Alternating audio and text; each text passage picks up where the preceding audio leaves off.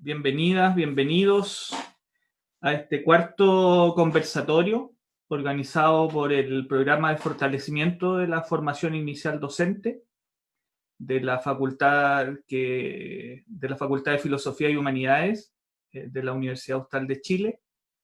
Este es el cuarto conversatorio de un ciclo inicial de conversaciones virtuales que hemos sostenido durante ya 4 martes consecutivos. Esperamos hacer un segundo ciclo en el mes de agosto para profesoras y profesores, para que nos volvamos a reencontrar.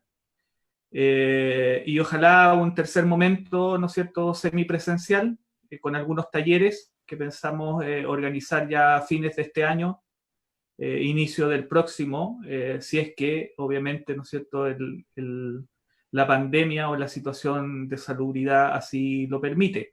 Me refiero a la parte presencial. Bueno, dicho esto, este cuarto conversatorio, ¿no es cierto?, cuenta con la participación de la profesora Tamara Contreras, ¿no es cierto?, y el profesor Alberto Moreno. Antes de presentarlos a ellos o dejarlos a ellos con la palabra, ¿no es cierto?, quisiera manifestar de parte de quienes hemos sido parte de estos conversatorios nuestro agradecimiento a Valentina, que está por ahí, que ha sido quien ha sido la que ha organizado, la que ha estado ahí en toda la parte logística, junto a David, ¿no es cierto?, que ha sido nuestro apoyo técnico también en estas sesiones. A Carla, quien ha estado a cargo de todo lo que es la promoción, la difusión de estos eventos, la periodista del programa, y en especial a Andrea Monreal, que ha sido nuestra traductora de señas en todos estos conversatorios, que por ahí ustedes la pueden ver, y si es que requieren de este lenguaje, ¿no es cierto?, la pueden bloquear, ¿no es cierto?, pues hay una opción de bloqueo de pantalla, ¿no es cierto?, en Zoom, para que la puedan ver a ella, ¿no es cierto?, mientras los expositores están dando sus intervenciones. ¿Ya? Gracias, Andrea, por acompañarnos. Bueno, el tema que nos convoca hoy, ¿no es cierto?, es desafíos para la didáctica, ser o no ser presencial o virtual, que tiene que ver con cómo, ¿no es cierto?, en estos últimos meses, ¿no es cierto?, hemos tenido que trasladar nuestras acciones educativas, nuestras acciones pedagógicas a un entorno para el cual la mayoría, por no decir casi todos, no estábamos preparados, ¿no es cierto? O sea, hay un contexto totalmente distinto. Hacer o trasladar una docencia que se venía haciendo de modo tradicional en la presencialidad, en espacios físicos, en aulas, ¿no es cierto?, concretas, a espacios virtuales, ha significado un desafío para todas y para todos. No solamente para las profesoras y los profesores, sino que también para los estudiantes, las estudiantes y las familias, quienes también se han visto afectadas ante esta nueva realidad. Eso ha generado, obviamente, tanto problemas como oportunidades, ¿no? Y quizá una de las oportunidades, que si se quiere, ¿no es cierto?, que este cambio, que estas exigencias nos ha generado, es la oportunidad de reflexionar en torno a la docencia, ¿no?, en torno a las prácticas pedagógicas, a las mismas prácticas incluso presenciales, es decir, si lo que estábamos haciendo efectivamente estaba bien o podemos quizás a lo mejor a partir de este contexto pensar un nuevo modelo educativo, nuevas didácticas, ¿no es cierto?, que pudieran, ¿no es cierto?, ir reemplazando los antiguos modelos tradicionales. En ese sentido, la didáctica, ¿no es cierto?, como concepto, como idea, ¿no es cierto?, es uno de los elementos que ha estado, ¿no es cierto?, en la palestra educativa en torno a cómo se ha ido transformando, ¿no es cierto?, o incluso cómo se debería transformar luego cuando volvamos, si es que ya no es este año, ¿no es cierto?, el próximo, a las clases con cierta regularidad, ¿no es cierto?, de presencialidad. Hay algunas cosas, ¿no es cierto?, ahí que quizás con nuestros expositores vamos a poder discutir. Alberto y Tamara, ¿no es cierto?, nos acompañan desde Santiago y desde Valparaíso, ¿no es cierto? Alberto de la Universidad de Valparaíso y Tamara desde Santiago, directora de un liceo en Renca, ¿no es cierto? Para que nos expongan en aproximadamente 15 minutos cada uno de ustedes, ¿no es cierto? Y luego de las exposiciones, primero de Tamara y luego de Alberto, vamos a proceder a generar un diálogo, como ha sido la costumbre de estos conversatorios, entre los asistentes. Yo voy a estar leyendo el chat, así que si alguien no quiere hacer una pregunta o una intervención oral, la puede hacer por el chat, la vamos compartiendo ahí entre todas y todos. Y la idea es precisamente concentrarnos más bien en el diálogo y en la conversación que se pueda dar después de las exposiciones.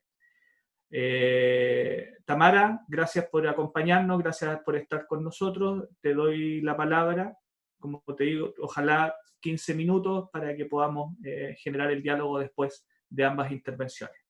Adelante. Hola, hola a todas, a todos. Bueno, mi nombre es Tamara Contreras, soy profesora de Historia y soy directora de una escuela en la comuna de Renca, en Santiago, la Escuela Domingo Santa María. Les voy a compartir una presentación como para ser un poco más ordenado en lo que voy a exponer. Que se vea. Bueno, la intención un poco es compartir la experiencia pedagógica y curricular que hemos ido haciendo en la Escuela Domingo Santa María, contarles un poquito respecto de esta escuela, porque nos parece que para hablar de lo que estamos haciendo hoy día en este contexto de pandemia, necesitamos saber un poco lo que veníamos haciendo, ¿no? Porque lo que hoy se está compartiendo con nuestros profesores, nuestros estudiantes, tiene que ver con el recorrido que ya habíamos iniciado hace algunos años atrás. Y nos parece importante poder conocer y trabajar este contexto pedagógico y educativo a propósito de la pregunta sobre el abordaje didáctico, porque especialmente en este contexto se revela que es necesario mirar a la escuela en su conjunto y al proyecto educativo también en su conjunto para poder abordar lo pedagógico más allá de la didáctica específica de una asignatura puntual. Esto dado que estamos en un contexto de distanciamiento total y hemos tenido que pasar a una manera de trabajo totalmente diferente, ¿no? Bueno, nuestra escuela es una escuela de administración municipal, es una escuela pública que depende de la municipalidad de Renca, de la corporación municipal. Somos una escuela que inició un nuevo proyecto educativo, esto a la luz de un cambio en la dirección comunal de la alcaldía, con la llegada de nuestro alcalde Claudio Castro, en que se dieron nuevos lineamientos, nuevas orientaciones en general para la comuna, pero particularmente para lo que es la educación pública. Entonces se ha intentado trasladar un foco distinto, iniciar un proyecto con una mirada diferente a la que había en la administración anterior. Y en ese plano compartimos una política comunal que se sostiene sobre principios como la democracia, la educación inclusiva, la formación integral del sujeto. Entonces, estamos tratando de desplegar allí un proyecto con estas características, un proyecto inclusivo que tiene programa de integración escolar. Somos una escuela trans, le llamamos, porque estamos en transición. Durante mucho tiempo ha sido una escuela solo de varones, y hace 2 años que iniciamos esta transición a una escuela mixta con la incorporación de niñas. Trabajamos en un contexto de mucha pobreza y marginalidad y con todas las complejidades que eso implica, que a veces son situaciones bien difíciles de abordar. Tenemos muchos estudiantes que vienen de familias que viven no solamente en pobreza, sino que además en contextos delincuenciales, con dinámicas de violencia. Entonces es un escenario difícil que nos toca enfrentar día a día en la escuela. Impartimos educación parvularia y enseñanza básica a 600 estudiantes aproximadamente, y tenemos 57 profesores, 23 asistentes, y este índice de vulnerabilidad del 92,3%. Entonces, en la escuela, cuando llegamos, habían muchísimos desafíos a nivel de la convivencia, el vínculo y la reflexión pedagógica. Era como una escuela que se había estancado durante, a mi juicio, como una escuela de los 80, ¿no? Entonces, donde se daban dinámicas de relación entre profesores, estudiantes, estudiantes, que uno, la verdad, imaginaba que ya no existían, ¿no? O que estaban muy disminuidas, pero ahí seguían persistiendo estas dinámicas con mucho autoritarismo, harta tensión. Entonces, iniciamos un proceso de transformación que está en curso, para nada está terminado, sino que estamos en ese camino, con la instalación del enfoque de derecho y de cómo podemos situar en el centro del quehacer de la escuela al estudiante, en una escuela que era muy adultocéntrica, y eso implica que la orientación pedagógica también tiene que tener un giro, ¿no? Teníamos una escuela que estaba muy centrada en el tema de los estándares, en el rendimiento, con mucha frustración además, porque ustedes comprenderán que rendir en estándares en colegios con este tipo de contexto es muy difícil, entonces había mucha dinámica de exclusión, porque había una presión muy grande por tener buenos resultados, no es fácil tener esos buenos resultados en contextos como en el que trabajamos nosotros. Entonces ahí como un recorrido más o menos de lo que hemos ido haciendo. En 2018 iniciamos este nuevo proyecto educativo. Fue un periodo de instalación muy difícil, de mucha resistencia, porque las dinámicas que estaban instaladas en la escuela eran muy distintas a las que nosotros queríamos promover, pero se fue instalando de a poco el trabajo colaborativo y esta metodología de proyecto que la utilizamos porque es una metodología activa que pone en el centro al estudiante. Entonces nos facilita mucho esto de focalizarnos ahí y que los estudiantes sean los protagonistas de los procesos de aprendizaje. En 2019 empezamos a trabajar con los sellos de contextualización pedagógica curricular y empezamos a dar algunos pasos que hoy día nos están sirviendo para este contexto de pandemia. A propósito de la definición de sellos de contextualización que organizamos durante el año, entonces tomamos todas las unidades de las distintas asignaturas y las reordenamos. Ustedes saben que la propuesta de unidades, la asignatura es una propuesta del Ministerio de Educación, pero uno en la escuela tiene la libertad de partir si quiere por la cuarta unidad o por la tercera. Bueno, nosotros reordenamos todas esas unidades para darle una secuencia que fuese de acuerdo a nuestros sellos y que fuese institucional. Entonces, en un primer comienzo, marzo y abril, por ejemplo, son meses en que nosotros abordamos el sello comunitario, que son 4 sellos los que definimos en la escuela, y todas las unidades de las distintas asignaturas están organizadas de modo que todo aquello que tiene que ver con lo comunitario, en historia, en lenguaje, en matemáticas, en las distintas asignaturas, parte al comienzo del año. Se aborda en enero, en marzo y abril. Después pasamos al sello, el sello artístico deportivo, donde también tratamos de organizar las unidades para que estén ahí aquellas que nos facilitan abordar el tema artístico, por ejemplo, no sé, geometría y matemática, bueno, en fin, hay muchos ejemplos. Después pasamos el segundo semestre con el sello inclusivo, donde también organizamos estas unidades para que toda la escuela esté conversando desde el aula respecto del sello inclusivo. Está el tema de la interculturalidad en esos meses que son agosto y septiembre, y para finalizar el año trabajamos el sello medioambiental.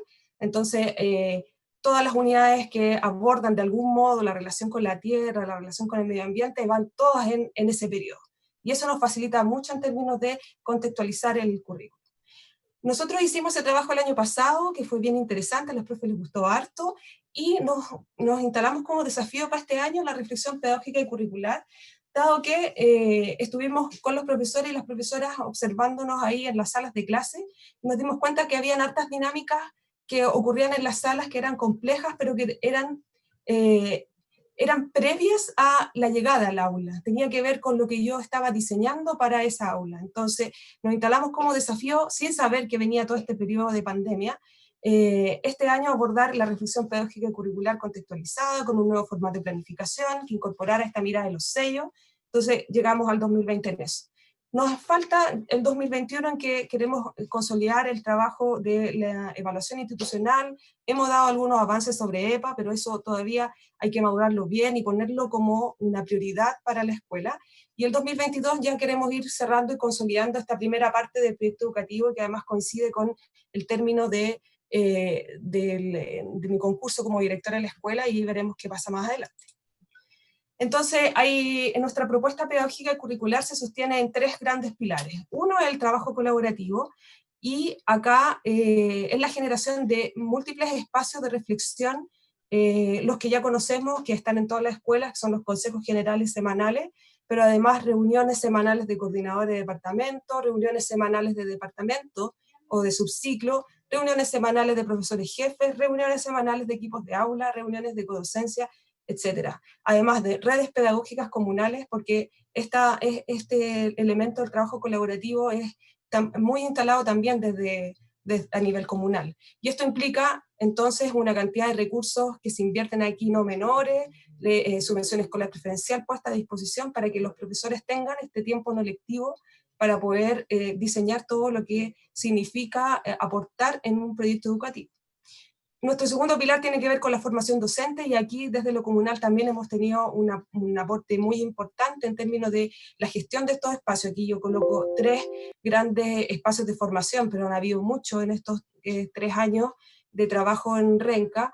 Entonces, el enfoque enseñanza para la comprensión, que es algo que estamos trabajando a nivel de escuela, el diseño universal de aprendizaje, la evaluación para el aprendizaje, también ha habido formación en la metodología de proyecto, en fin, muchos espacios de formación docente.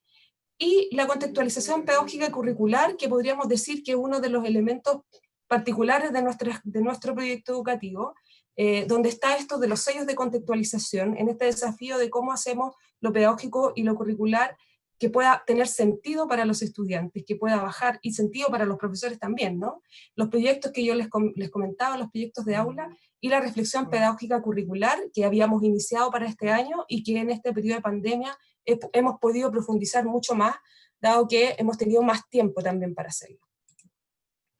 Entonces llegamos a este periodo de distanciamiento en marzo, con un primer momento en que nos avisan que se acaban las clases, que estuvimos 1 semana y 3 días con niños en la escuela, alcanzamos a hacer la inauguración del año y nos tuvimos que ir. Y en este primer momento, primero fue complejo para nosotros cómo nos adecuábamos a la virtualidad, ¿no? Tanto a nivel de la gestión de la escuela, de todo esto de cómo ahora hacíamos estas reuniones virtuales, bueno, ahora ya somos expertos en eso, pero en un principio no fue fácil. Y pensábamos que en un primer momento lo más importante era mantener el foco en el vínculo entre profesores y familia. Un vínculo que había sido y no ha sido fácil en nuestra escuela.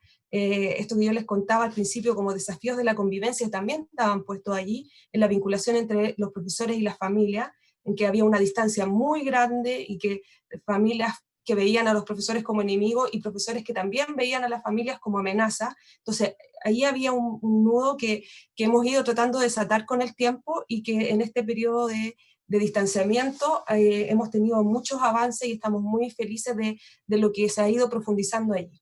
Entonces, en este primer momento nos dimos cuenta de la baja conectividad que tenían nuestras familias, dadas sus condiciones materiales, y nuestros profesores y profesoras empezaron a palpar este fenómeno social y emocional muy fuerte, ¿no? Este contexto con el que venían trabajando hace muchos años, tenemos profesores que llevan 30 años en la escuela, nunca habían tenido esta oportunidad como de ingresar virtualmente a las familias, a los hogares, ¿no? Sabíamos que había pobreza, maltrato, marginalidad y todo eso, pero ingresar a las casas a través de las llamadas de teléfono o a través de los WhatsApp generó un impacto bien fuerte en nuestros profes al principio, que estaban muy dañados emocionalmente porque lo estaban viviendo de una manera en que no lo habían vivido antes. Sabían que estaba esa realidad, pero no las había tocado palparla. Entonces, en ese primer momento tratamos de darle continuidad a la escuela regular en el hogar, que fueron también las orientaciones que recibimos del Mineduc, cuando nos dijeron ustedes tienen que reproducir el horario escolar en la casa y organizar el horario de modo que los niños tengan 2 horas de lenguaje, después 2 horas de matemática, 2 horas de historia, en fin, intentamos hacerlo. Y por otra parte, bombardeamos un poco a las familias con guías de trabajo, las mismas guías que los niños hacían en la escuela, ahora para la casa, ¿no? Un poco esto de la didáctica puesta al servicio de la disciplina, ¿no? Entonces, un trabajo muy individual de cada profesor, profesores libremente, ellos decidían con qué guía continuaban. Ahí les pongo un ejemplo de una guía común y corriente, la misma guía que pasaba, que ellos utilizaban en la escuela, ahora que la hicieran en sus casas. Y a los estudiantes les solicitábamos que nos mandaran entonces el trabajo terminado, como muy en lógica escuela, y cuando terminara su trabajo, nosotros los íbamos a corregir, íbamos a retroalimentar. Estábamos en eso, cuando llegaron las vacaciones de invierno que decretaron para Santiago, y se suspendió ahí de manera muy arbitraria también el vínculo y el contacto con nuestras familias. Y entonces vino un segundo momento. Esas vacaciones de invierno también nos sirvieron mucho para remirar en nosotros como equipo directivo lo que estábamos haciendo y evaluar este primer momento de trabajo. Y claro, caímos en la cuenta de que estábamos saturando a las familias de guía, porque cada profesor libremente mandaba una guía, 2 guías o 3 guías, lo que estimara necesario. Entonces, saturación de guías a las familias, baja devolución de los estudiantes de esas guías. Nos dimos cuenta que las problemáticas sociales de salud estaban cada día en aumento, que había muchas familias que nos decían, nosotros no vamos a seguir trabajando con las guías porque hoy día nuestra prioridad está puesta en la supervivencia, estamos con situaciones difíciles, por lo tanto lo educativo pasa en segundo lugar, y además nosotros con esta modalidad que habíamos iniciado tampoco generábamos unas condiciones muy distintas como para motivar esa vinculación, ¿no? Y el impacto que tenía todo esto en la conectividad, que cada vez iba siendo más baja. Entonces, hicimos ahí algunas encuestas entre los profesores y, por ejemplo, acá este cuadrito que está aquí nos muestra que casi el 50% de los profes nos dice que han recibido entre 0 y 20% de las guías de vuelta del primer periodo. Entonces, ahí nos dimos cuenta que teníamos que hacer un cambio, un giro, porque esa dinámica no nos estaba sirviendo. Y entonces empezamos a pensar en nuevas orientaciones para este segundo periodo. Y bueno, y decidimos retomar la idea de los proyectos que ya habíamos iniciado en la presencialidad, que son proyectos contextualizados, y decidimos que estos tenían que tener un carácter interdisciplinario y que se tenían que planificar en los contextos de las reuniones de departamento y de subciclo. Entonces le propusimos a los profes que ya no mandáramos más guías y que empezáramos a diseñar proyectos que primero disminuyera el volumen de actividades y tareas para la familia y que estuviesen interconectados y que no fuese como un montón de guías de asignaturas que los papás no sabían cómo apoyar y los niños también se extraviaban un poquito en eso. También decidimos que, bueno, la casa y la familia se tenía que constituir como escenarios de aprendizaje, porque eran los lugares donde ellos iban a estar, porque no hay mucho acceso a Internet en nuestra familia, sí al WhatsApp y sí a las redes sociales, pero esto como de indagar en distintas páginas web o en plataformas era algo que no nos resultaba complejo.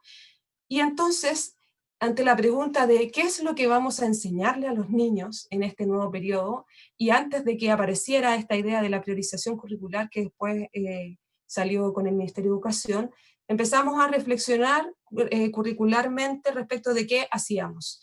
Cuando yo les contaba que habíamos decidido que para este año el foco iba a estar puesto en la planificación, nosotros en enero habíamos trabajado con los profesores y las profesoras respecto de una priorización inicial del currículum, porque habíamos estado con todo el tema del estallido social, sabíamos que habíamos perdido muchas clases y que este año iba a ser un año muy apretado, entonces nos habíamos atrevido a hacer ese ejercicio y le habíamos dicho ya, vamos a priorizar y vamos a identificar como objetivos de aprendizaje como fundamentales y otros que fueran complementarios. Hicimos ese ejercicio en enero, y cuando lo fuimos a revisar en marzo, nos dimos cuenta que el ejercicio había sido muy complejo, que había muchos colegas que no habían podido dejar nada afuera, o que habían dejado un objetivo afuera y habían permanecido 20 objetivos, o que en la lectura nos dábamos cuenta que habían criterios que eran distintos y que habían colegas que habían dejado objetivos fuera que parecían ser súper importantes y otros que no eran tan importantes habían quedado como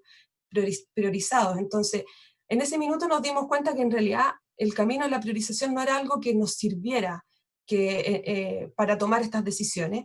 Y apareció acá una propuesta que nos presentó el dirigente gremial de nuestra escuela sobre la nuclearización que estaba haciendo el Colegio de Profesores y que tenía mucha sintonía con una mirada que ya se había estado tratando de instalar a partir del EPA, de la Evaluación para el Aprendizaje, y que sostiene esto de hablar de objetivos nucleares. Entonces, algo de eso se había estado mirando y la propuesta de nuclearización con estrategias de contextualización muy concretas que proponía el Colegio de Profesores nos pareció que podía ser significativa y empezamos a trabajar en eso.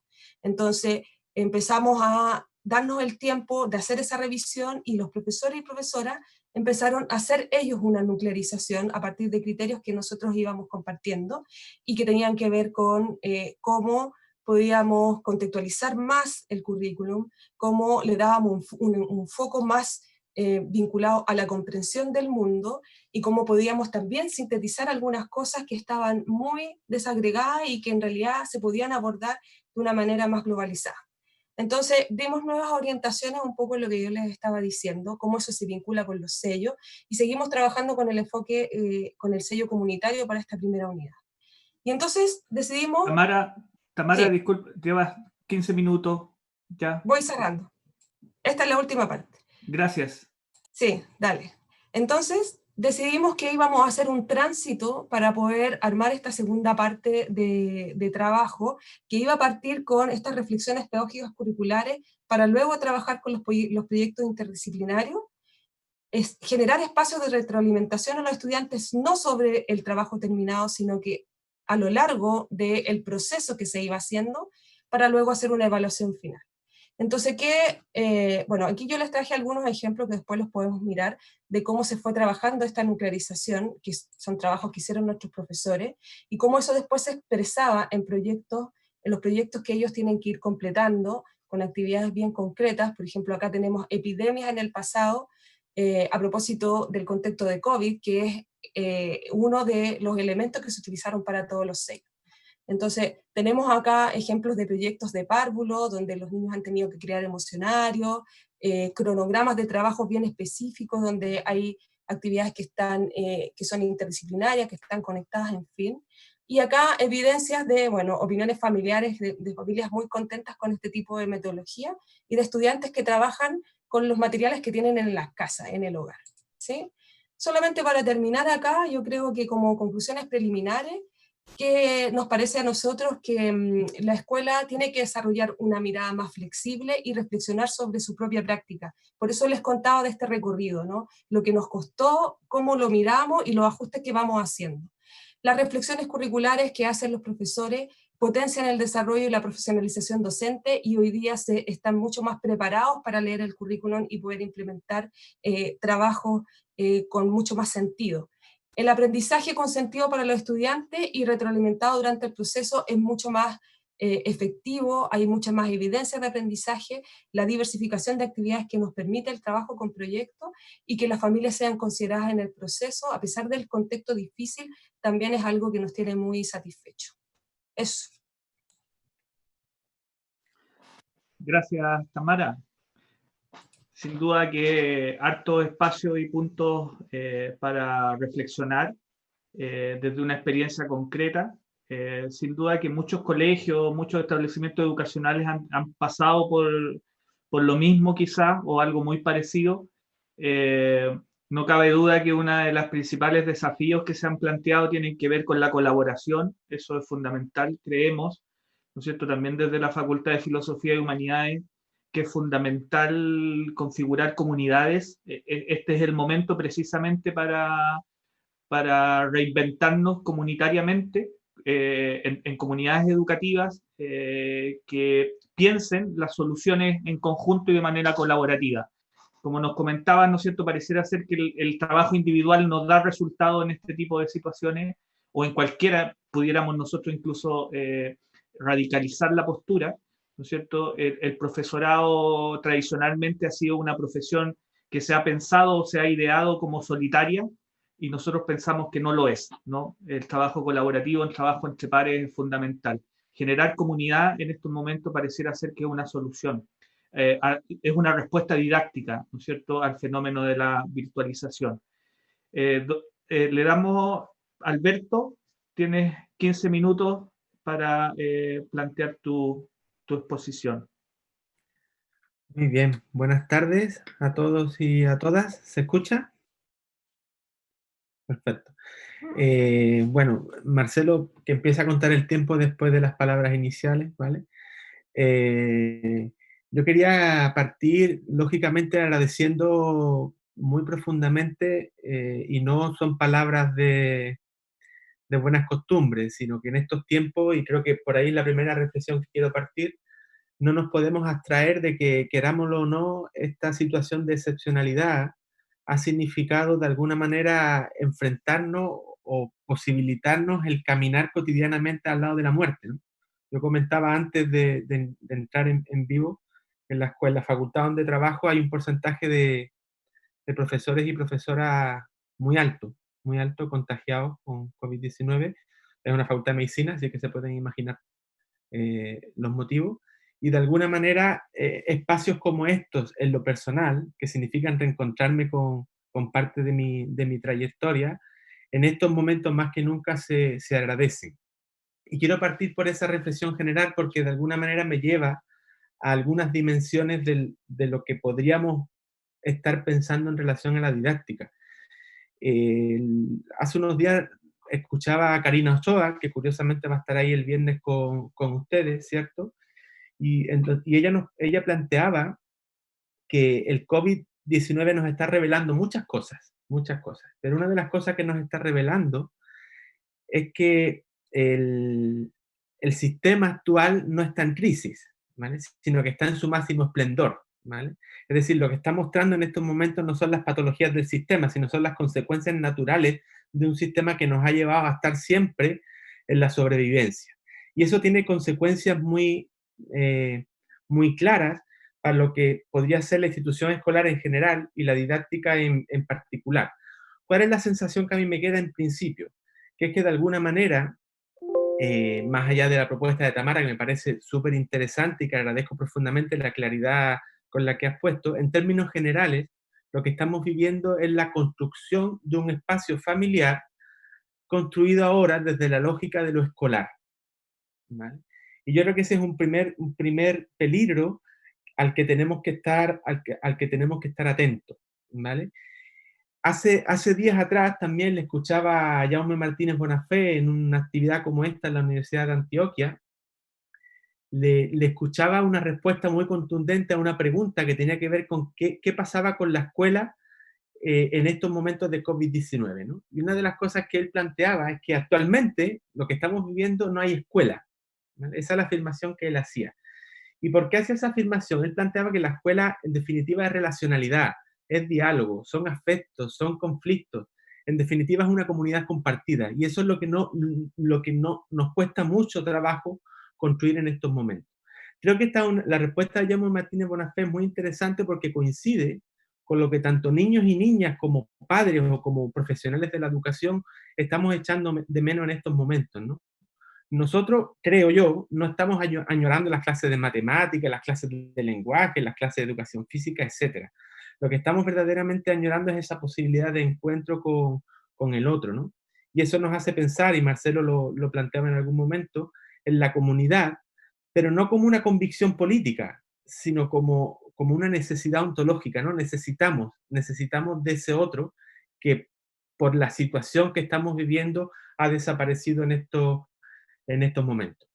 Esto que les planteo me lleva a pensar en la didáctica en dos de sus grandes dimensiones. La primera es la didáctica en su sentido político, ¿vale? Y la segunda es la didáctica en su noción de relacionalidad educativa, si es que estas dos dimensiones pudieran ser de alguna manera separadas, ¿no? Y cuando pienso en la didáctica en su sentido político, me lleva a pensar en la necesidad que tenemos en estos momentos de crisis de comenzar a tomarnos en serio la idea de que toda relación educativa finalmente termina siendo una relación política. ¿Por qué planteo esto? Porque desde la autoridad educativa se hace un esfuerzo, se ha venido haciendo un esfuerzo y se va, yo creo, a hacer un esfuerzo aún mayor a partir de esta crisis en seguir entendiendo que la profesión docente es una profesión meramente técnica. Es decir, somos gente que enseñan cosas, ¿vale? Y lógicamente eso tiene graves peligros. Una segunda idea de esta dimensión es entender que todo quehacer didáctico finalmente termina siendo una acción colectiva. Por eso es muy interesante lo que Tamara plantea, ¿no? Desde la entrega de guías por parte de un profesor de manera individual a tener que pensar como colectivo profesional qué hacemos para trabajar, para estar con los niños y las niñas, pero no solo en estos tiempos de crisis, sino ojalá en los tiempos que se vengan. Yo creo que se vienen tiempos duros para el sistema educativo, porque lógicamente las lógicas de represión, de control, se van a acentuar mucho más después de esta pandemia. El tercer elemento de esa didáctica en su sentido político, creo que tiene que ver con entender que todo lo que hagamos dentro de la profesión docente debiera tender a reproducir aquello que hace posible la vida, no tanto los aprendizajes técnicos de ciertas disciplinas. Ojalá, ¿por qué no? Y lo dejo para el debate, que este sea el momento de terminar con la disciplinaridad del currículum escolar. ¿Por qué no? Puestos a soñar.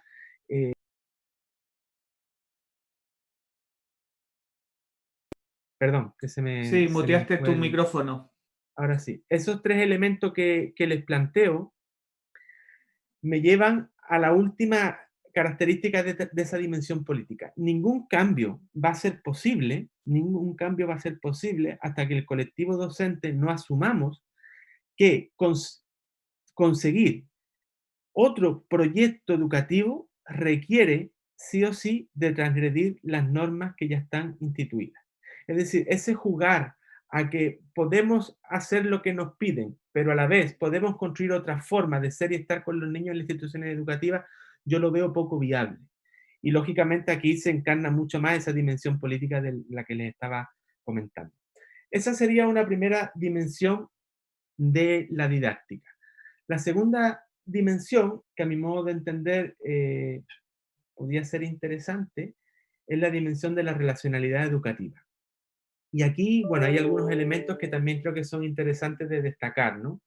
El primer elemento es una invitación a abandonar esa lógica desde la que aún creemos, de hecho estamos convencidos, de que el aprendizaje es algo que nosotros los profesionales de la educación podemos predecir y por lo tanto podemos controlar. Es decir, asumir que el aprendizaje es parte de la incertidumbre propia de la vida. Nadie de nosotros somos capaces de predecir ni en qué momento, ni en qué lugar, ni de qué manera el otro aprende. Porque el aprendizaje, y me hizo mucho sentido una afirmación de Tamara anteriormente, cuando ella plantea que ojalá hagamos que la familia o el contexto familiar se convierta en un contexto de aprendizaje, ¿no? Yo creo que hay una reflexión muy interesante ahí, porque la familia siempre ha sido un contexto de aprendizaje. El problema es que ha sido un contexto de aprendizaje no legitimado por un conocimiento que es el que opera al interior de las instituciones educativas. Entonces, la dimensión una de las características de esa dimensión de la relacionalidad tiene que ver con ser capaces de entender que esos dos mundos no pueden seguir viviendo en lugares tan distantes como lo han hecho hasta el momento. Porque escolarizar la familia tiene un peligro muy fuerte para el colectivo docente. Y es asumir que lo que hacía el colectivo docente lo puede hacer la familia. Es decir, si el colectivo docente nos vamos a dedicar a enseñar ciertas reglas básicas del cálculo matemático, eso yo se lo puedo enseñar a mi hijo en mi casa. Y si terminando esta pandemia todos los papás nos damos cuenta de que el aprendizaje escolar se puede producir en el contexto familiar, la pregunta es, bueno, entonces, ¿para qué los niños y las niñas asisten a la escuela? Entonces, ese es un elemento que para mí es muy relevante. Y a partir de acá, yo planteo una afirmación que probablemente sea errónea, pero que a mí me gusta mucho hacer, es que yo creo que en estos tiempos, donde a pesar de que las pantallas las seguimos utilizando para intentar controlar a los otros, nos damos cuenta de que eso no es posible. Y entonces la pregunta o la idea o la reflexión es, ¿qué es lo que nos queda? ¿Qué es lo que nos queda en términos educativos para la relación con el otro? A mi modo de entender, y repito que puedo estar totalmente equivocado, yo creo que lo único que nos queda es la pregunta. Es la pregunta desde la cual somos capaces de maravillar y encantar a los niños y las niñas con el aprendizaje y la pregunta con la cual también nosotros nos encantamos para poder seguir construyendo conocimiento. Lógicamente es una pregunta abierta que permite a cada niño y a cada niña construir su propio camino y caminar junto a otros y junto a otras. Recordaba antes de esta actividad, estaba en otra actividad con estas mismas características y recordaba, por algunos motivos, recordé a Violeta Parra. Y la recordé porque en algún momento a Violeta Parra se le hizo la pregunta, o se le pidió que eligiera cuál de todas las expresiones a las que ella se dedicaba era la que se sentía más cómoda. Entonces se le planteaba si ella se quedaría con su ser poeta, con su ser compositora, con la tapicería, con la pintura, etc. Y la respuesta de Violeta es bien interesante. Ella plantea ella decía, si tuviera que elegir un solo medio de expresión, yo elegiría quedarme con la gente. Entonces, la pregunta y la mirada a través, aunque sea de este medio, es la posibilidad que tenemos de estar junto a otros y junto a otras. No, y yo sé que eso puede ser difícil desde el punto de vista de todas las restricciones ministeriales y todas las obligaciones que nos hacen, no para el aprendizaje de ciertos contenidos particulares, sino para caminar junto a esos otros en las preguntas que esos mismos otros se puedan hacer. Yo creo que lo que nos queda, en definitiva, es una pregunta a partir de la cual ayudemos o seamos capaces de establecer criterios desde los que construir aprendizaje. Pero para eso tenemos que estar muy atentos para escuchar qué es lo que esos otros que están al otro lado de la pantalla, si es que hay pantalla, o que están al otro lado, nos están queriendo decir en estos momentos. Yo termino, creo que voy muy bien de tiempo, yo termino con una conversación entre un niño cualquiera de 5 años y su padre en un supermercado, ¿vale? Porque creo que esta conversación es un relato que nos invita a reflexionar sobre la complejidad del pensamiento infantil, no sobre la complicación de las tareas escolares, sino sobre la riqueza de las preguntas y las respuestas que los niños y niñas van construyendo en su cotidianidad. El relato dice algo así. Dice el niño, ¿no? Pregunta, papá, ¿por qué en lugar de que en el supermercado se compren cosas no se hace trueque? Esa es la pregunta inicial. Esa es una pregunta que en términos escolares tiene una respuesta muy simple. Pero esa respuesta muy simple en términos escolares paraliza la posibilidad de que el niño y la niña pueda seguir construyendo conocimiento. Pueda seguir construyendo certezas que pueden ser erróneas, pero son certezas momentáneas, que permiten al niño y a la niña seguir caminando. El papá le responde con otra pregunta. ¿Por qué digo esto? Porque la posibilidad de dialogar siempre está relacionada con la posibilidad de que ese diálogo esté dado por la posibilidad de seguir construyendo preguntas. La certeza absoluta en una respuesta particular hace que el diálogo definitivamente se vaya desmoronando. El papá le pregunta, ¿por qué preguntas eso? Y el niño afirma, porque si fuera así, yo podría tener todos los juguetes que quiero y no necesitaría dinero. ¿Vale? Dice el padre, ¿y tú por qué crees que eso pasa? Y el niño le plantea, porque quizás la gente quiere tener más y más dinero. Termina el padre diciéndole, con otra pregunta, ¿y quién podría haber tomado esa decisión? Y el niño concluye diciendo, el rey, porque él quiere tener más y más y más. En términos escolares, este es un discurso relativamente muy superficial, pero si lo tomamos en su análisis más profundo, uno puede percibir en solo ese relato, uno podría trabajar las matemáticas, la historia, el lenguaje e incluso la acumulación del capital, como nos diría algún gran pensador por ahí. Eso, muchísimas gracias y ojalá ahora podamos conversar.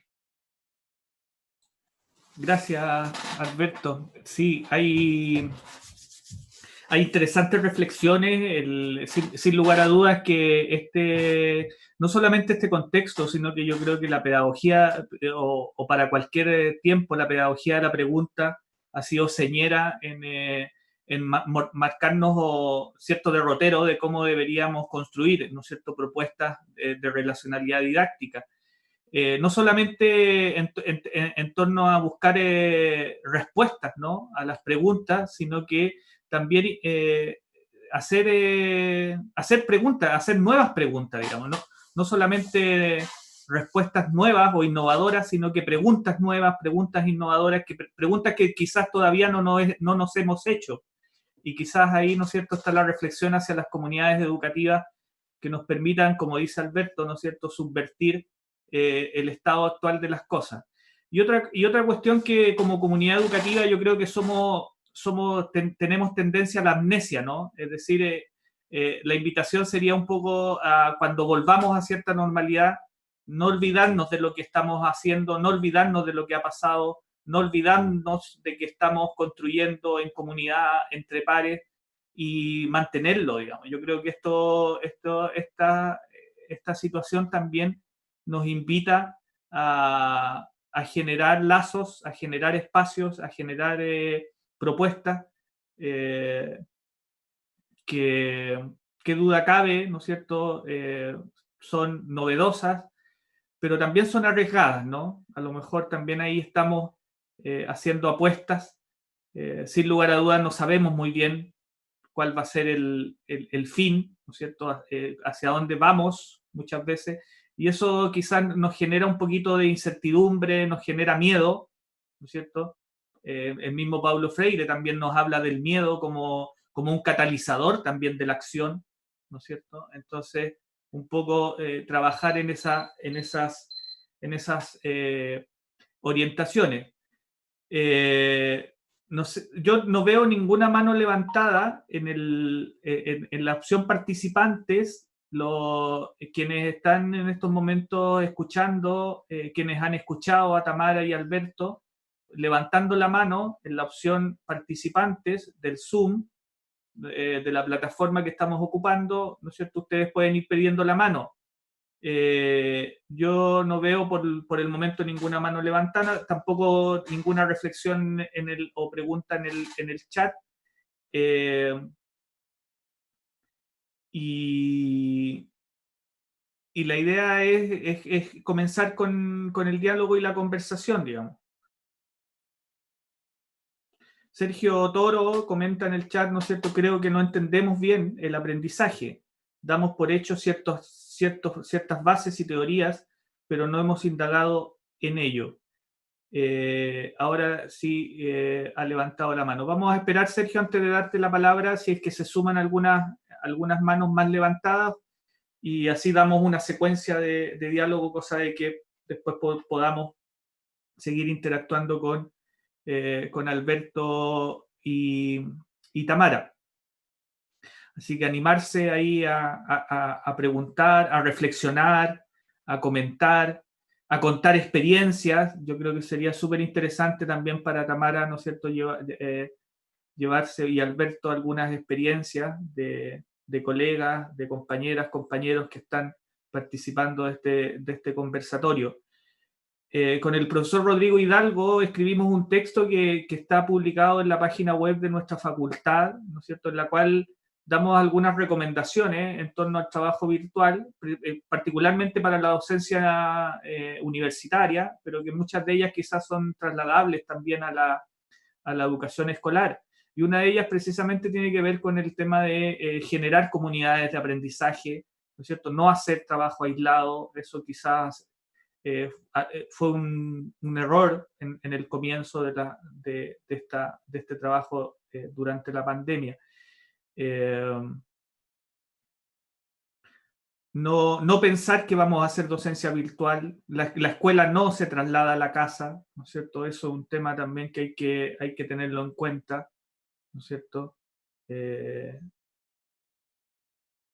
un gran peligro, comparto con Alberto esa afirmación, escolarizar la casa, escolarizar incluso el barrio, ¿no? La comunidad fuera de la escuela, creo que nos puede jugar una mala pasada. Bueno, parece que no. Vamos a ver si la palabra o el comentario de Sergio anima a otros a comentar.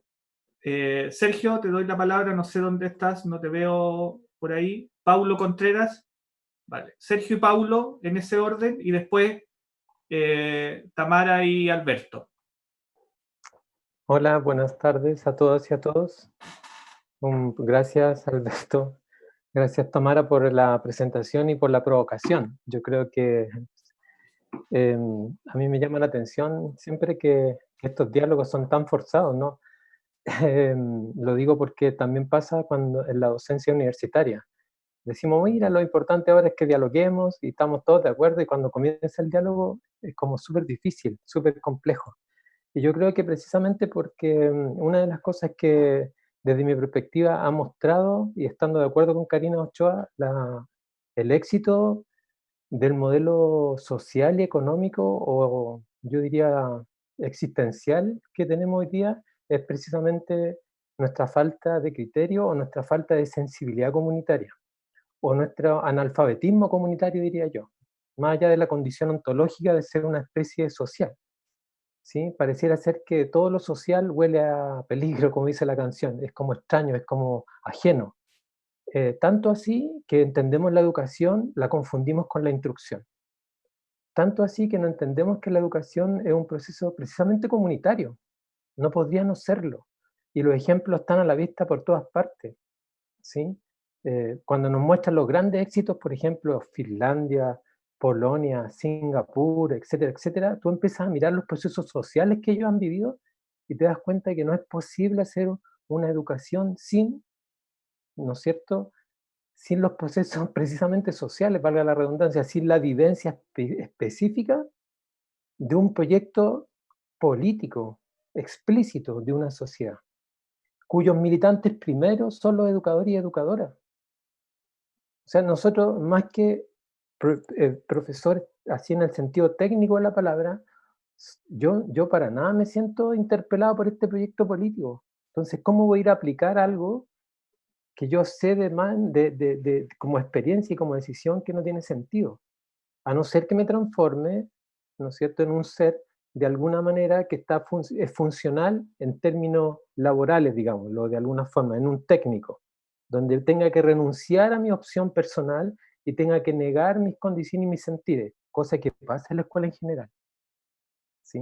Es decir, por las dinámicas no solo políticas, sino sobre todo ontológicas, es decir, cómo se está entendiendo. Disculpen que tengo que enchufar el computador, si no me voy a quedar hablando sola. Entonces, me refiero específicamente a que la escuela hace mucho rato que no se entiende como una manifestación primordial de la comunidad, sino un lugar donde niños y niñas van a buscar ciertas herramientas, comillas, que le permiten funcionar en un sistema. Pero no se tensiona la raíz de ese sistema. Y yo lo digo en términos muy simples, voy a tratar de ser lo más simple y concreto. Por ejemplo, ¿por qué la gente no guarda la famosa cuarentena? Yo creo que las dos razones son producto de la misma consideración. Por un lado, yo no puedo creer que mi comunidad me va a sostener. Estoy pensando en aquellas personas que necesitan y que si se quedan en la casa se mueren de hambre. Yo estoy seguro, si yo estuviera en esa situación, que no creo que la sociedad me va a sostener. No confío en la sociedad. Y por otro lado, los que sí tienen y se pueden quedar en la casa y no se quedan, sino que toman su helicóptero, sus autos, etcétera, salen porque están pensando en ellos mismos. Es decir, tampoco creen en la comunidad como una condición necesaria para su propio existir. Es decir, no entienden o no han sido educados o no han sido instruidos, por decirlo de alguna forma, muy apurada, en la condición básica que vivimos en una condición compartida. Es decir, el ser humano en tanto ser es un ser que vive en la compartancia, dicen los colombianos. Si eso lo sumamos a una noción extraña del aprendizaje, que nosotros pensamos que los aprendizajes son solo lo que ocurre en la escuela, pero si sabemos hace mucho rato que el aprendizaje es un fenómeno natural, lo sabemos, y que no puede ser inducido si es que no se da la confianza primordial o el estado, por así decirlo, voluntario de aquel que aprende. Eso también lo sabemos, hace rato. Entonces, pero nosotros omitimos esas dos cosas. Es como que los niños tienen que aprender.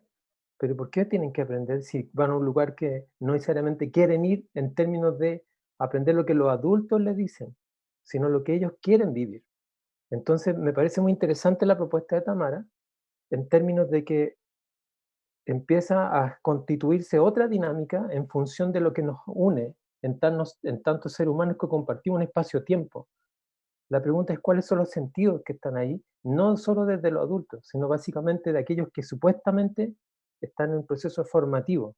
¿Sí? Digo supuestamente porque los adultos sabemos que también siempre estamos aprendiendo, sobre todo de los niños y niñas.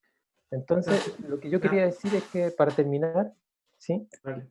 Es que quizás lo que corresponde preguntarnos a nosotros que estamos acá, en otro lado de la pantalla es si realmente entendemos lo que significa aprender y si realmente entendemos que el proceso educativo es de suyo un proceso político. No hay nada más político que lo educativo. Entonces, no hay nada más comunitario por lo mismo.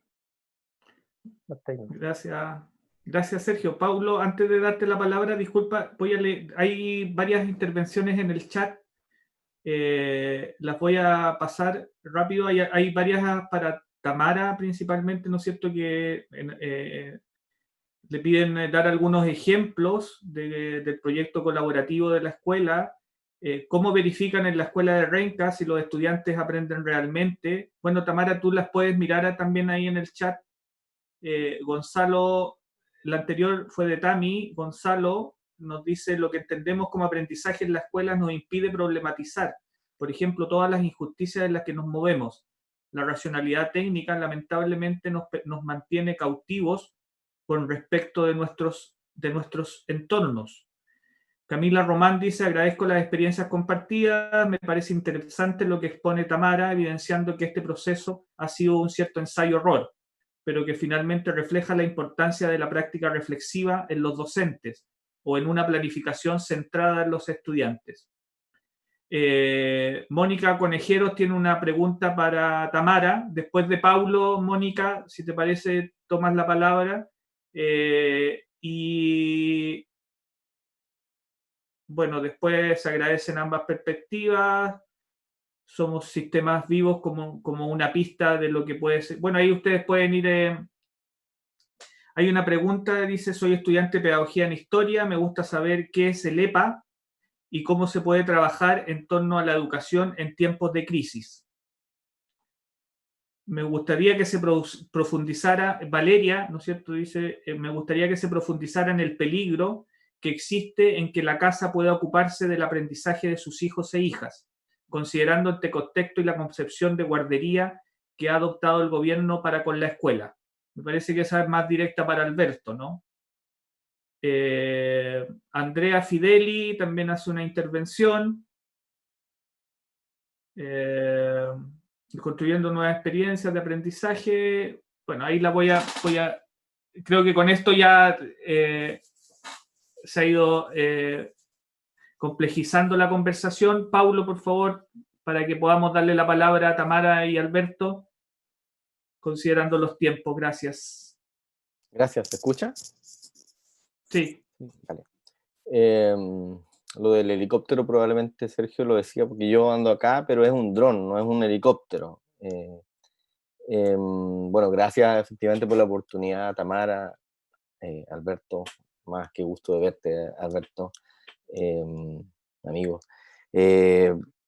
Yo lamentablemente tengo que hablar de didáctica universitaria porque es una preocupación en la urgencia en la que estamos. Lo digo lamentablemente porque efectivamente hay una riqueza, digamos, en el mundo escolar que probablemente, esa es mi percepción, en la educación terciaria no la tenemos. Parece ser mucho más interesante esa conversación con un niño de 5 años, digamos. A mí me pasa todos los días acá, conversaciones más interesantes que muchas veces las que tenemos en la universidad. Y a propósito también me surge esta pregunta por la intervención de Sergio en el chat en torno a cómo efectivamente los disciplinamientos nos van coartando en la reflexión didáctica. Y dado que en la universidad hemos discutido ya, yo mismo he planteado que hay una oportunidad de discutir sobre didácticas universitarias a propósito de esta pandemia, me pregunto yo si efectivamente esa carencia en formación nos podría jugar a favor inclusive de hacer una reflexión en la universidad, si efectivamente podríamos, y una pregunta abierta, digamos, tal vez es más dirigida a Alberto por lo que señaló, si es que efectivamente el no estar formados la gran mayoría de los que estamos acá en la universidad con didácticas en particular, digo, formación pedagógica, podría de alguna manera permitirnos tener un poquito más de juego en un ejercicio, no sé si más flexible podríamos señalar para afrontar los desafíos que requieren mucha innovación, fundamentalmente organizacional. Eso nomás. Gracias.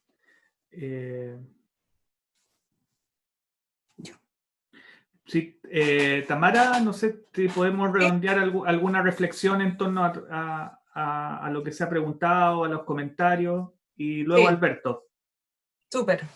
Mira, respecto del trabajo colaborativo, yo un poco les mostraba este ciclo, bueno, he tratado de instalar desde el comienzo del proyecto la idea de trabajo colaborativo, en función de objetivos bien concretos. Ahora, en este periodo de pandemia, hemos logrado hacer como una especie de circuito, ¿no?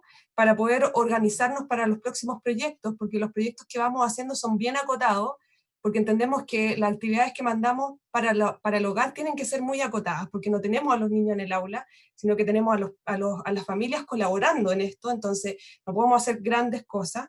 Entonces hemos desarrollado ahí un circuito de trabajo en que son los ciclos, los subciclos, los que definen un proyecto y van articulando asignaturas y actividades de sus asignaturas en función de ese proyecto específico que se va haciendo. Entonces, bueno, ahí yo les mostré algunos ejemplos. Y en un ciclo de trabajo en que se diseña, luego se aplica, se retroalimenta y luego se reflexiona en torno a esos resultados, y también en el vínculo con lo pedagógico y curricular, que nos damos ese tiempo que a veces cuesta tanto dárselo en el tiempo escolar, en la escuela cuando está funcionando permanentemente. Respecto de cómo verificamos el aprendizaje, bueno, yo creo que lo primero que hay que decir es que el aprendizaje no solo ocurre en la escuela, ocurre en todos lados, y en el contexto familiar también ocurre. Y como bien decía Alberto, ese aprendizaje y esa experiencia del niño en su hogar es algo que no hemos valorado como debiera ser, y hoy día la pandemia nos ha dado esa oportunidad también, ¿no? De revalorar ese aprendizaje, esas experiencias que los niños están teniendo. Entonces, todo lo que hemos ido proponiendo en este periodo tiene ese escenario, ¿no? El escenario de la casa, el barrio, el COVID, que también hemos abordado mucho ese tema, la familia, la receta, en fin. Ahora, hemos visto a nuestros estudiantes mucho más motivados con los trabajos, a pesar de que en la medida en que la situación de crisis aumenta, la conectividad también se va viendo más impactada.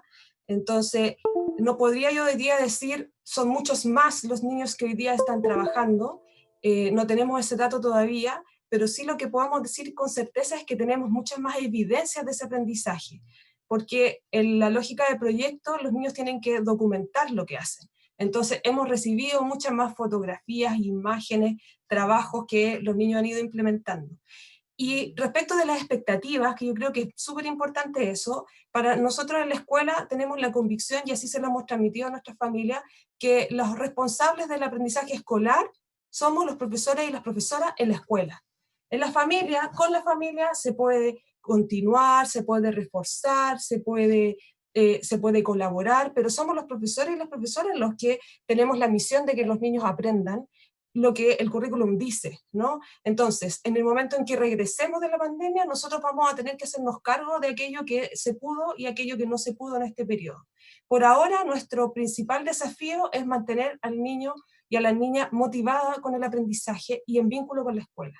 Que lo pase bien, que él sienta que las actividades lo estimulan, ojalá lo puedan conectar con algunas situaciones que les vamos proponiendo, pero que mantenga esa motivación, porque tenemos el temor, que es un temor fundado porque ha ocurrido en otras experiencias en otros países, que a propósito de la pandemia el tema de la deserción escolar sea muy alta y la desconexión finalmente de la escuela sea muy alta, y aparezca con mucha más fuerza estas ideas que ya estaban bastante desinstaladas a lo mejor acá en Chile respecto de para qué la escuela, si justamente lo que se decía anteriormente, el niño puede seguir aprendiendo en la casa.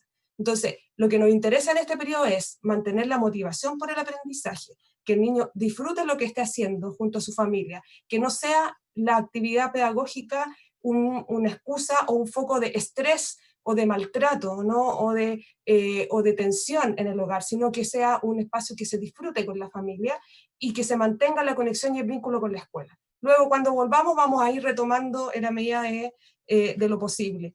Y respecto del EPA, bueno, es la evaluación para el aprendizaje, que busca que se desarrollen experiencias de evaluación auténtica, con mucho foco puesto en la evaluación formativa, que para nosotros hoy día es la retroalimentación. Y eso también fue un gran aprendizaje que tuvimos, que cambiar esta mirada de retroalimentar lo que el niño había terminado, que era muy poco además, o retroalimentar el proceso que va haciendo el niño, generando instancias ahí de conversación para saber en qué va, cómo va, le ha costado, no le ha costado, es un foco en, más formativo y en proceso.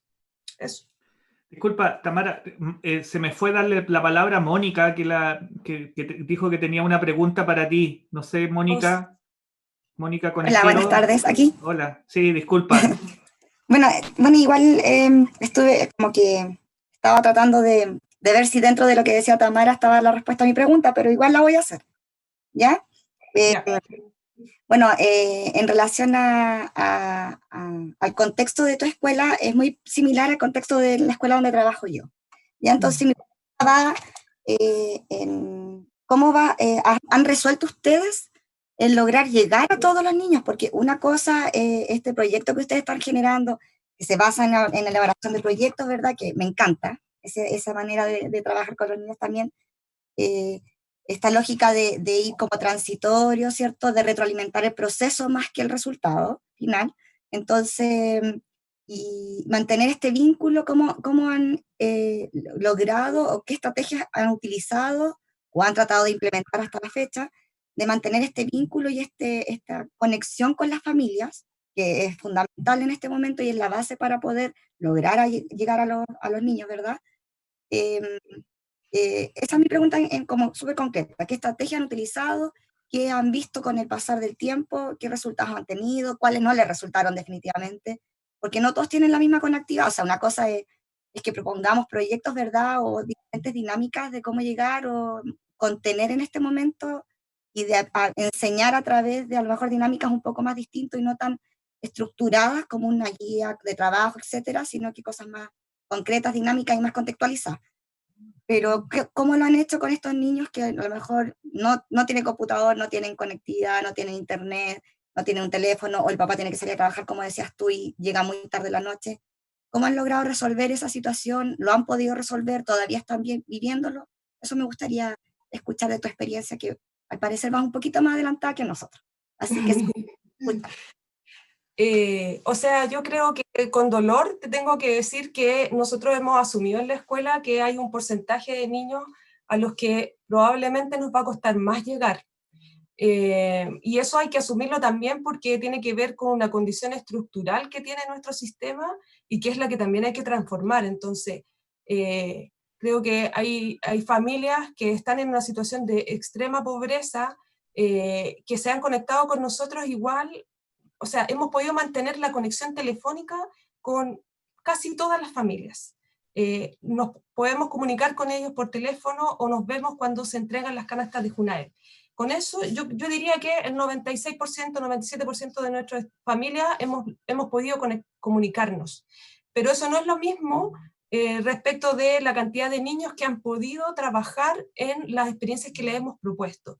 Allí disminuye la cantidad, efectivamente, porque hay familias que están viviendo situaciones muy difíciles, que están con el COVID, que viven hacinadas. Entonces, lo que hemos tratado de hacer ahí es también tranquilizar a esas familias y decirles lo que yo les decía, o sea, vamos a hacerlo en la medida de que se pueda. Si usted siente, mamá, que esto la tensiona, que hay otras prioridades hoy día, no se preocupe porque cuando volvamos a la escuela vamos a retomar todo esto y vamos a poder seguir avanzando. Pero yo creo que eso a las familias, para ellos también es tranquilizador, así nos han dicho, esperan esa palabra y también pone el foco en lo que yo decía, finalmente el aprendizaje escolar es responsabilidad de los profesores y las profesoras en la escuela y en el hogar lo que se vaya complementando. Ahora, si comparamos el primer momento con el segundo momento, efectivamente las actividades que hemos ido diseñando en estos proyectos interdisciplinarios, muy motivadores, entretenidos, han logrado que los chiquillos se motiven más y manden más trabajo y los vemos más activos. Pero siempre va a ser al grupo que tiene conexión, pero nosotros aquí hemos trabajado con el WhatsApp, que yo creo que es lo que es común a las escuelas públicas sobre todo. Entonces diseñamos todas las actividades en Word, de modo que el niño pueda mirarlo desde el teléfono del apoderado o pueda eventualmente responder en su cuaderno o responder en el Word si es que tiene el computador. Entonces, dando esas dos posibilidades, pero en formato de WhatsApp.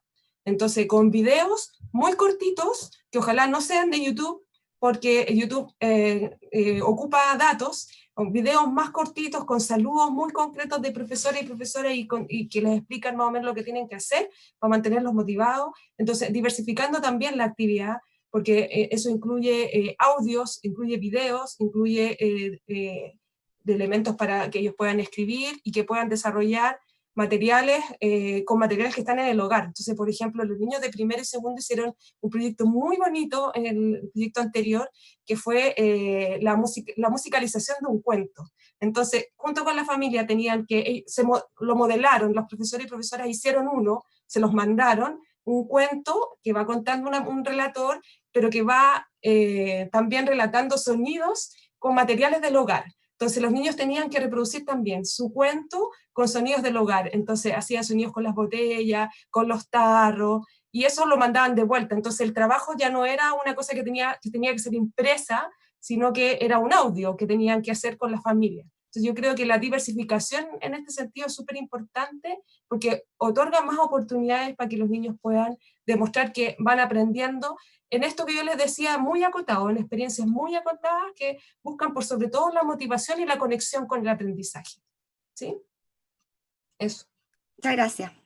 Gracias, Tamara. Alberto, después vamos a ver si alcanzamos a leer los mensajes que están en el chat, en honor al tiempo. Alberto. Okay. Ya, Marcelo, mira, lo primero, yo quiero partir con una confesión. Y la confesión es que no me cabe ninguna duda que el planteamiento de Tamara tiene mucho más sentido y mucha más pertinencia en todo este contexto por algo muy particular. Y es porque Tamara está, como se dice vulgarmente, donde las papas queman, mientras yo estoy sentado en mi casa y dedicándome a leer y escribir lo que me da la gana cuando quiero y cuando puedo, ¿vale? Entonces, hecha esa confesión, Tamara, y ese agradecimiento también, eso también me permite a mí decir lo que yo quiera, porque no importa, ¿vale? Puedo responder a las preguntas conforme yo vaya queriendo hacerlo. Y quiero partir con una reflexión. Hay un epidemiólogo, yo digo que muy crítico, él no se denomina así, en la Universidad del Paraíso, que desde que empezó la pandemia viene diciendo que ojalá no se dicte cuarentena en la región de Valparaíso. Y su argumento es muy simple, finalmente no lo consiguió porque se nombró. Su argumento es muy simple, el 70% de la población no se puede quedar en la casa. Por lo tanto, la obligación a que la gente se quede, lo único que va a conseguir es que los contagios sigan aumentando al interior de las familias. ¿Vale? Es bien interesante. ¿Y por qué hago esa reflexión? Porque, por dos cosas. Una, porque su propuesta es que lo que debiéramos hacer es un control comunitario de propagación del virus. En términos generales, yo no estoy hablando en términos epidemiológicos, ¿ok? Pero mete el tema de la comunidad como manera de abordar este problema. Y la segunda reflexión es que yo creo que tenemos que asumir que no vamos a llegar. Las escuelas no llegan a ese porcentaje de la población que no quiere, por más esfuerzo y por más buena onda y por más simpáticos que seamos o sean los profesores y profesoras. No llegan. Y por lo tanto, esos niños y esas niñas no pueden acceder a esas experiencias, buenas o malas, que le podamos ofrecer. Porque eso es importante, y ahí lo enlazo con uno de los temas que yo planteé. Porque a la vuelta de toda esta situación, si no asumimos que eso es así, no tengo ninguna duda de que vamos a volver a la normalidad más perversa que podamos tener. Y que tiene que ver con lo que estaba ocurriendo, que es que ese 70% sigue sin poder acceder a aquello que creemos que hay que acceder. Por lo tanto, cuando yo planteo la transgresión de las normas instituidas, tiene que ver específicamente con eso. Y ahí me engancho de una pregunta, que es la pregunta de cómo verifican los aprendizajes. Los aprendizajes no hay que verificarlos. Yo sé que esto suena feo, pero no hay que verificarlo. Por eso cuando yo decía el peligro de convertir la familia en la escuela, es que finalmente la familia vamos a tener que verificar los aprendizajes. Es decir, nos vamos a sentar a la mesa y vamos a decirle al niño, ¿tú aprendiste? No, ¿cómo? ¿Desde cuándo en la familia eso ha ocurrido? En la familia lo que hace es se pregunta, ¿cómo te has sentido? ¿Cómo ves? ¿Qué te cuesta más? ¿Qué te cuesta menos? ¿Qué te apasiona? ¿Qué no te apasiona? Y eso yo creo que es algo que debe copiar la escuela. La lógica de verificar los aprendizajes es una mentira. Los aprendizajes no se pueden verificar. No se pueden verificar. Hay un estudio muy antiguo, tiene 20 años, de un profesor de la Universidad de Málaga que hizo clases en primer año. Y a los estudiantes que obtuvieron los mejores resultados de primer año, cuando terminó en quinto año de la carrera, les puso exactamente la misma prueba. Todos suspendieron. Todos. Es decir, si eso es verificar los aprendizajes, yo creo que estamos equivocados. Uno lo que puede hacer es acompañar a los niños y las niñas para ir viendo cómo van desarrollando esos aprendizajes, de eso no tengo duda. Pero la verificación nos lleva a una perspectiva que tiene que ver con lo que planteaba de la cuarentena, que es que siempre copiamos otros modelos y los traemos acá. Yo creo que esta crisis nos tiene que servir para sentarnos juntos y decir, bueno, ¿qué mierda queremos para nuestro país? Y entonces ahí el profesor adquiere una connotación política muy fuerte, porque no va a reproducir lo que dice otro, sino va a ser el actor principal, junto a los niños y las niñas, en la construcción de este modelo. No he escuchado, o he escuchado muy poco, a los niños y las niñas en esta pandemia. Las preguntas que yo les he hecho a los niños, a los míos, a mis hijos me refiero, y a otros niños y otras niñas, me llevan a otro lugar. Lo que más les gusta a los niños y a las niñas de esta situación, y lo digo así porque así lo he trabajado, es comer comida que hace papá o mamá y cocinar con papá o mamá. Eso es lo que les apasiona a los niños. ¿Qué les apasiona? Estar más con la familia, jugar más y dormir más. Esos son los 4 aspectos principales que yo he destacado. Entonces tenemos que hacer una escuela donde la gente coma, donde la gente cocine, donde la gente duerma y donde la gente esté junto a los otros. ¿Qué es lo que odian de esta pandemia? El no poder ir al colegio. Eso es muy interesante. Es decir, a pesar de todo, los niños sí quieren, lógicamente quieren ir al colegio. ¿Por qué? Porque ahí están con sus amigos. Porque pueden porque ellos dicen que una de las cosas que quiere terminar es poder tocar, porque todo el mundo les está diciendo que no toquen nada, que lávense las manos, etc. El no poder jugar en el recreo es algo que echan de menos. El no poder estar con los profesores, y eso es muy interesante. Es decir, los profesores se constituyen en la compañía. Por eso son importantes los profes, no por las matemáticas, no por el lenguaje. Entonces, démonos cuenta que tenemos que dejar de obsesionarnos con esos aprendizajes que están muy bien para las pruebas, pero que no son la vida de los niños y las niñas. Entonces, ojalá que ya nos demos cuenta después de esta situación que los aprendizajes son la excusa para estar con la gente, para querernos, para abrazarnos, para preguntarnos, para incentivarnos juntos a aprender, pero no para volver a la misma dinámica. Entonces, en ese sentido, por eso yo planteaba el peligro de escolarizar la familia. No porque yo le tenga miedo a que la familia nos hagamos cargo del aprendizaje, sino porque podemos incluso hasta transformar la familia en otra cosa, y ahí está el peligro. Y a partir de lo dicho, yo creo que es interesante lo que plantea Paulo, y que a mi modo de entender tiene relación con lo que nos ocurre cuando conversamos genuinamente con los niños.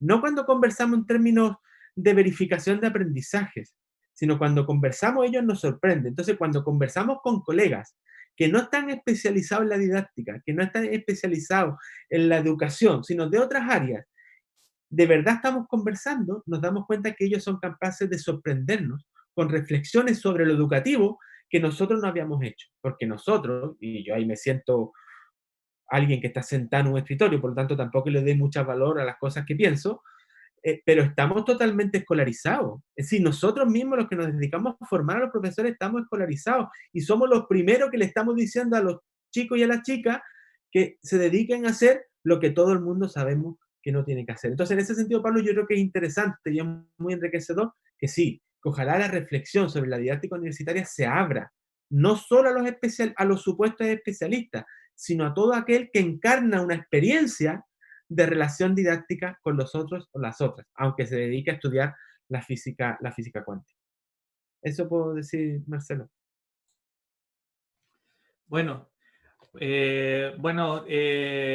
estimadas y estimados, estamos en el tiempo que le habíamos previsto para esta actividad. En el chat se han manifestado varias opiniones, varias reflexiones en torno a las temáticas que se han planteado. Por ejemplo, Yesenia le pregunta a Tamara si es que ellos reciben practicantes de pedagogía o si trabajan con practicantes de pedagogía, porque claro, ahí hay un tema que para nosotros en la formación inicial ha sido crítico, ¿no? Cómo hacer esas prácticas profesionales en este contexto, ¿no? O también en qué medida aportan a la formación también inicial las escuelas, digamos, y estos modelos innovadores o nuevas propuestas educativas, porque finalmente también los estudiantes de práctica terminan haciendo práctica en colegios que los invitan más bien a seguir la tradición, ¿no? Y no tanto a generar propuestas innovadoras. En fin, hay otras temáticas.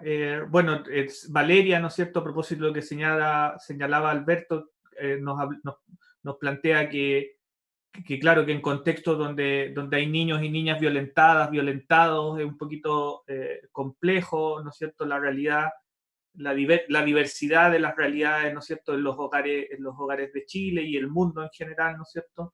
Efectivamente, ahí me imagino que en las escuelas han tenido también que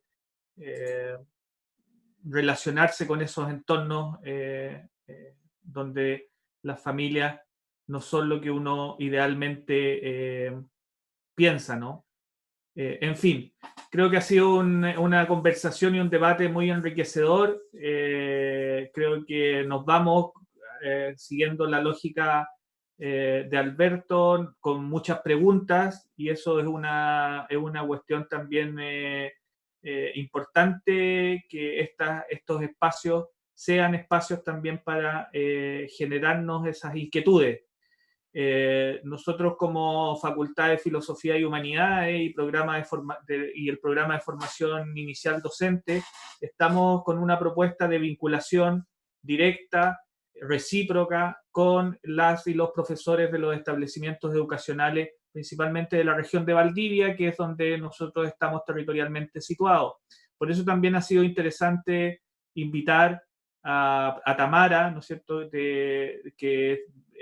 de Santiago, ¿no es cierto?, que nos muestra también una realidad donde hay un poquito cosas avanzadas. Ellos han empezado, ¿no es cierto?, con procesos de cuarentena anteriores a nosotros. Si bien la suspensión de clases fue nacional, acá en Valdivia se dejó de ir a clase o se cerraron las escuelas casi en el mismo periodo o en el mismo día, ¿no es cierto?, el 18 de marzo, ¿no es cierto?, 17 de marzo, algo así, ¿no es cierto?, que fue en el resto del país, o la semana anterior, ya no lo recuerdo bien. Creo que esa fue la fecha en que se cerró la universidad. Así que, nada, disculpen las palabras, las cosas que no pude leer en el chat. El video va a quedar disponible en la página web de nuestra facultad para que ustedes lo puedan también descargar o mirar. De hecho, este conversatorio se ha transmitido en vivo también por YouTube, me parece, ¿no? O Facebook, alguna de estas dos plataformas que permite la plataforma Zoom, y por lo tanto va a estar disponible en las redes sociales para que lo puedan compartir. Gracias a todas y a todos los asistentes, y abro el micrófono para Alberto y Tamara para que se despidan de los asistentes. Yo me despido de ustedes y me despido de todas y todos agradeciéndoles nuevamente la participación. Alberto, Tamara. Sí, muy breve. Yo de todo corazón, la gente que sabe, que me conoce, que de haber estado ahí viviendo en Valdivia, sabe que para mí siempre es un tremendo placer y una emoción muy fuerte estar ahí, aunque sea a través del Zoom. Finalmente es lo que nos va quedando. Así que agradecerles profundamente, pedirles disculpas por cualquier barbaridad que haya podido haber dicho y mandarle un abrazo tremendo a todos y a todas. Gracias. Sí, yo igual agradecer el espacio. Habían hartas preguntas interesantes ahí para conversar. Ahí les anoté mi correo por si quieren compartir alguna de esas experiencias. Las podemos tratar de ver por ahí, algunas preguntas a propósito de que en Santiago hemos ido avanzando a lo mejor un poco más rápido y hay errores que ya cometimos allá, que no hay para qué seguir cometiéndolo, entonces que podamos ir comentándolo ahí, y muchas gracias por la conversación.